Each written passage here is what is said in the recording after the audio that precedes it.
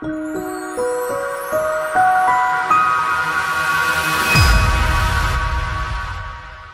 दोस्तों, मेरा नाम उमेश है और आज के इस लेक्चर में मैं आपको कंस्ट्रक्टर एंड डिस्ट्रक्टर के बेसिस पे कुछ क्वेश्चंस कराऊंगा।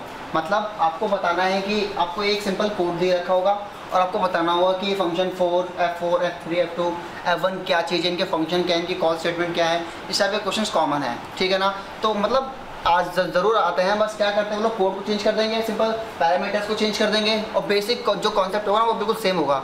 अगर आपको ये क्वेश्चन सॉल्व करना आता है तो मतलब आप बोर्ड का कोई भी क्वेश्चन सॉल्व कर सकते हो इस टाइप का कंस्ट्रक्टर एंड डिस्ट्रक्टर का। तो ठीक है ना, मैं आपको सिंपल पहले एक कोड को रीड करके बताऊंगा, ठीक है। उसके बाद मैं बताऊंगा कि क्वेश्चन क्या पूछा हुआ है कि फंक्शन 4 क्या है, इस फंक्शन को क्या कहते हैं, ये जो फंक्शन डिफाइन करा हुआ है इसको क्या बोलते हैं, इसका पर्पस क्या है, हम लोग क्यों यूज़ करते हैं इसको, ठीक है। Function 1 and function 3, function 1 and function 3 की कॉल स्टेटमेंट लिखनी है। कॉल स्टेटमेंट का मतलब सिंपल होता है कि आपको मतलब कॉलिंग करनी है उनको। कॉलिंग का मतलब क्या होता है, हम देखो आप लोग पहले ही बहुत सारे क्वेश्चन कर चुके हैं जिन पे फंक्शन को कॉल करना पड़ता है। जिसके एक मेन फंक्शन बना रखा है मैंने, 2 पैरामीटर ले रखे हैं, हाइट एंड विड्थ, ठीक है ना। मुझे कैलकुलेट करना है, लेंथ एंड ब्रेथ दे रखा है सपोज कीजिए, और एक एरिया का फंक्शन आ रखा है जो बाहर है कहीं पे। तो मैं इस फंक्शन के अंदर उस 2 वैल्यूज़ को पास करके उस फंक्शन को कॉल करूँगा ताकि वो उस एरिया को कंप्यूट करे और कंप्यूट करने के बाद में उसको वापस रिटर्न करे, राइट। तो उसको फंक्शन कॉल बोलते हैं। सिमिलरली आपको अगर कंस्ट्रक्टर को कॉल करना है तो क्या स्टेटमेंट्स कॉल लिखनी पड़ती हैं, राइट, ठीक है ना। तो ठीक है, आप इसको स्टार्ट करते हैं। क्लास मैच, एक क्लास बनाई हुई है जिसका नाम मैच है, ठीक है ना। प्राइवेट वेरिएबल के अंदर टाइम दे रखा है, एक टाइम वेरिएबल है जो कि प्राइवेट है, ठीक है ना। पब्लिक, अब आते हैं पब्लिक विजिबिलिटी मोड के अंदर, इसको कहते हैं कंस्ट्रक्टर। कंस्ट्रक्टर एक फंक्शन होता है जो कि ऑब्जेक्ट्स को इनिशियलाइज करने के लिए यूज़ होता है। इनिशियलाइज का मतलब क्या होता है, इसका मतलब सिंपल ये है, देखो जो भी आप लोग प्राइवेट के अंदर वेरिएबल्स बनाते हो ना, डिक्लेयर करते हो, उनकी एक पर्टिकुलर वैल्यू पहले से ही किसी एक ऑब्जेक्ट के पास सेट करने के लिए हम लोग इसको यूज़ करते हैं। जैसे कि आपके पास एक क्लास है, राइट, क्लास के अंदर 50 से 60 बच्चे हैं, ठीक है ना। अब हर बच्चे के पास उसका रोल नंबर हो, उसका नाम हो, उसकी आईडी हो, कुछ इस तरीके से होना चाहिए।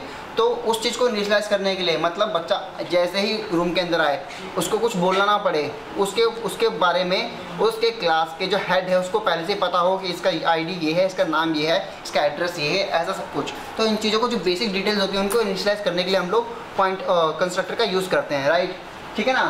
तो इस टाइप के जो कंस्ट्रक्टर होता है ना, देखिए ये कंस्ट्रक्टर है। अब कंस्ट्रक्टर का कोई भी रिटर्न टाइप नहीं होता है, ये इंपॉर्टेंट चीज़ है, राइट।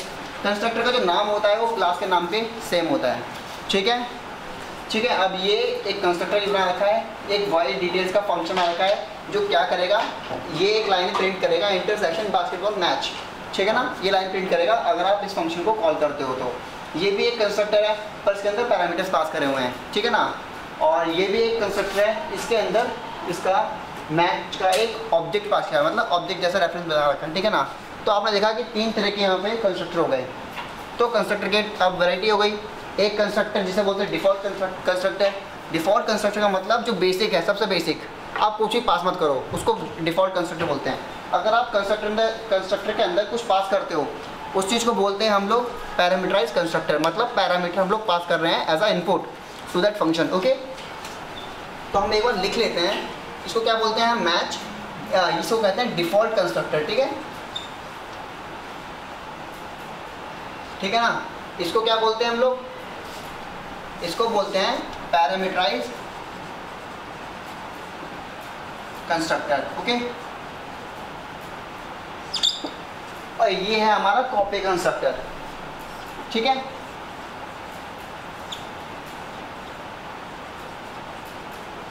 ठीक है, अब आपको इन चीज़ों के बारे में कुछ बता देता हूँ। डिफ़ॉल्ट कंस्ट्रक्टर कोई भी एक इनपुट नहीं लेगा। जैसे आपने देखा कि अगर डिफ़ॉल्ट कंस्ट्रक्टर के अंदर फंक्शन में आता है टाइम इक्वल टू 0, देखिए आप कोई भी इनपुट नहीं लिया हुआ है, ठीक है ना। पैरामीटराइज कंस्ट्रक्टर एक इनपुट दे रखा है ड्यूरेशन, मतलब कॉलिंग के टाइम पे मैं कुछ ना कुछ वैल्यू जरूर पास करूँगा इसको कॉल करने के लिए। ड्यूरेशन जब कॉल होगा तो टाइम की वैल्यू ड्यूरेशन के बराबर हो जाएगी और ये लाइन प्रिंट हो जाएगी। अब आते हैं हम लोग कॉपी कंस्ट्रक्टर पे। कॉपी कंस्ट्रक्टर क्या करता है, किसी एक ऑब्जेक्ट की वैल्यू को दूसरे ऑब्जेक्ट के अंदर पेस्ट करता है। अब इसका फ़ायदा क्या होता है, जैसे कि सपोज़ कीजिए मुझे 2 ऑब्जेक्ट बनाने हैं जिनके अंदर सेम वैल्यूज़ हों, तो मेरे को दोबारा से, जैसे कि सपोज़ कीजिए मेरे पास एक ऑब्जेक्ट है जिसका name, roll number, family, about their life, residential area, contact number, ये सारी डिटेल्स सेव हैं। अब मैं चाहता हूँ कि उसका एक मुझे इंस्टेंस मेरे पास भी हो एज अ रेफरेंस के लिए, तो मैं क्या करूँ, कॉपी कंस्ट्रक्टर के ऊपर इसका कॉपी मतलब इसका रेफरेंस पास कर रहा हूँ। जब मैं इसका रेफरेंस पास कर रहा हूँ तो इसकी सारी डिटेल्स मैं किसी एक ऑब्जेक्ट में बना के अपने पास एज अ एंटिटी रख रहा हूँ। तो उस चीज़ के लिए हम लोग क्या यूज़ करते हैं, कॉपी कंस्ट्रक्टर, ठीक है ना। तो हम लोग क्वेश्चन पे देखते हैं, क्वेश्चन 1 फंक्शन 4 क्या है, पर्पस क्या है। फंक्शन 4 को हम कहते हैं कॉपी कंस्ट्रक्टर। इसका काम होता है दूसरे ऑब्जेक्ट की वैल्यूज़ को किसी एक ऑब्जेक्ट के अंदर पेस्ट करना, मतलब कॉपी करना, ठीक है ना। किसी और ऑब्जेक्ट की जो अंदर की जो वैल्यूज़ हैं, इनिशियल जो वैल्यूज़ हैं उसकी, जिसके अंदर जो भी डिटेल्स हैं उनको किसी एक अदर ऑब्जेक्ट के अंदर पेस्ट करना या स्टोर करना, ठीक है ना। फंक्शन 4 और फंक्शन 3 की कॉल स्टेटमेंट लिखनी है। अब मैंने आपको भी बताया था कॉल स्टेटमेंट का क्या मतलब क्या, ठीक है ना। तो अब मैंने इसके बताया कि मैच और अंदर कोई भी पैरामीटर पास नहीं किया हुआ है, ठीक है ना। तो सिंपल इसको करने के लिए क्या करना है, मुझे एक ऑब्जेक्ट बनाना है। और आपको एक चीज़ और क्लियर कर दूँ, कंस्ट्रक्टर एक ऐसा फंक्शन होता है जो कि ऑब्जेक्ट के बनाते ही ऑटोमेटिकली कॉल हो जाता है। हमें एक्सप्लिसिटली इसको कॉल करने की कोई ज़रूरत नहीं होती है, ठीक है ना। तो आपको सिंपली जब ऑब्जेक्ट बन जाएगा तो ऑटोमेटिकली कॉल हो जाएगा। अब जैसे कि तीन यहाँ पे मैच के फंक्शन है, तो डिफ्रेंशिएट करने के लिए ये चीज़ काम आती है, पैरामीटर्स, कोई पैरामीटर्स नहीं है, ऑब्जेक्ट पास किया हुआ है, राइट। तो ये चीज़ आपको ध्यान रखनी है जब आप कॉल करोगे। तो सिंपल मैं लिख सकता हूँ, मैं एक मैच करके, मैच आप ऑब्जेक्ट बनाते क्लास का, मैच ऑब्जेक्ट 1 मैच 1। तो जैसे ये M1 बना, ये वाला कंस्ट्रक्टर कॉल हुआ क्योंकि इसके अंदर कोई भी वैल्यू पास नहीं की हुई है, मतलब ये डिफ़ॉल्ट कंस्ट्रक्टर को कॉल होगा। जब M1 कॉल होगा तो M1 के अंदर टाइम की वैल्यू 0 हो जाएगी और ये लाइन स्क्रीन पे प्रिंट हो जाएगी, राइट। सिमिलरली अब हमें बताना F3 का। F3 क्या है हमारा, F3 पैरामीटर्स कंस्ट्रक्टर जिसके अंदर ड्यूरेशन हमें पास करना है, राइट। तो ड्यूरेशन पास करने के लिए मतलब हमें कोई एक वैल्यू को पास करना है। तो सिंपल उसके लिए हम लोग क्या एक डेफिनेशन लिखेंगे, मैच कोई भी एक ऑब्जेक्ट, उसके अंदर कोई भी वैल्यू 20। तो जब ये जो 20 वैल्यू पास की है, ये वैल्यू इसका पैरामीटर पास किया हुआ है, राइट। मतलब 20 एज अ ड्यूरेशन मैंने पास किया हुआ है। तो ये जो है ये इसकी कॉल स्टेटमेंट है। जब मैं ये लिखूँगा तो ये और ये वाले कंस्ट्रक्टर कॉल होंगे। तो आप देख सकते हो कि इस टाइप का क्वेश्चन ज़्यादा डिफिकल्ट नहीं है, सिंपल आपको पता होना चाहिए copy constructor, default constructor, parameterized constructor में क्या होता है, इनका यूज़ क्या होता है, ठीक है ना। तो आज के लिए इतना ही। आगे के और क्लासेस के लिए प्लीज़ लाइक करें, सब्सक्राइब करना ना भूलें मेरे चैनल को, student Giri classes. Thank you.